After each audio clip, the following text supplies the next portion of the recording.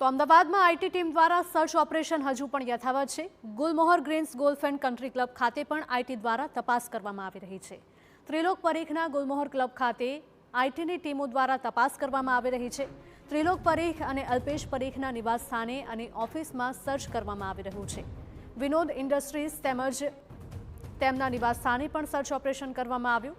કુલ 35 સ્થળો પર આઈટી દ્વારા સર્ચ ઓપરેશન કરવામાં આવી રહ્યું છે। આઈટીની ટીમે તપાસનો દાયરો વધાર્યો છે અને હજી પણ સર્ચનો દાયરો વધી શકે છે। ગઈકાલે વિનોદ મિત્તલના ત્યાંથી લાખોની રોકડ અને અન્ય વ્યવહારો મળી આવ્યા હતા।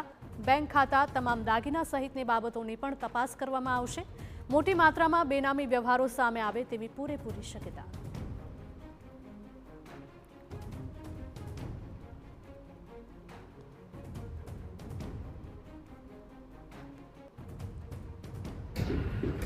અમદાવાદમાં આઈટી વિભાગ દ્વારા એક મેગા ઓપરેશન શરૂ કરવામાં આવ્યું છે અને એના જ ભાગરૂપે ગઈકાલે જે પ્રકારે વિનોદ ઇન્ડસ્ટ્રીઝના ત્યાં આઈટીનું સર્ચ ઓપરેશન શરૂ થયું। લગભગ 35 જેટલા સ્થળોએ આઈટી વિભાગની ટીમો પહોંચી, 150 જેટલા અધિકારીઓ પહોંચ્યા હતા। પરંતુ આ જે તપાસનો દાયરો છે એ દાયરો હવે પહોંચ્યો છે અહીંયા સાણંદ ખાતેના જે Gulmohar Greens Golf and Country Club છે ત્યાં, અને ત્યાં પણ ગઈકાલ સાંજથી જ આઈટીની ટીમો અહીંયા પહોંચી છે અને લગભગ હવે એવું માની શકાય કે 150થી પણ વધારે અધિકારીઓનો કાફલો જે છે એ અલગ અલગ સ્થળોએ સર્ચની કાર્યવાહી કરી રહ્યા છે। અને આ દાયરો જે છે એ ગુલમોહર ગ્રીન્સ ગોલ્ફ એન્ડ કન્ટ્રી ક્લબના જે માલિક છે એમના નિવાસ સ્થાને પણ છે અને લગભગ ઓફિસે પણ હોઈ શકે છે।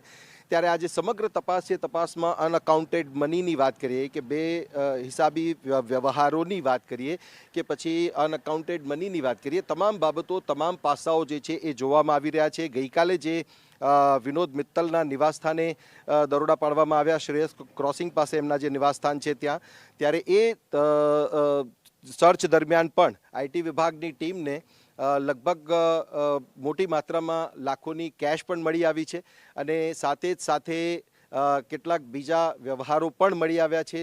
અને આ તમામ બાબતો છે, બાબતોમાં બેંકના એકાઉન્ટ્સની વાત કરીએ કે પછી અન્ય એમની પાસેના જે સ્થાવર જંગમ જે મિલકત છે એની વાત કરીએ, તમામ બાબતોના જે પાસાઓ છે એ પાસાઓને તપાસવાની કાર્યવાહી ચાલી રહી છે। અને આ જે આખો સર્ચની કાર્યવાહી આઈટી વિભાગ દ્વારા હાથ ધરવામાં આવી છે એમાં મોટા પ્રમાણમાં બેનામી વ્યવહારો કે પછી ગેરકાયદેસર વ્યવહારો જે છે એ સામે આવી શકે છે।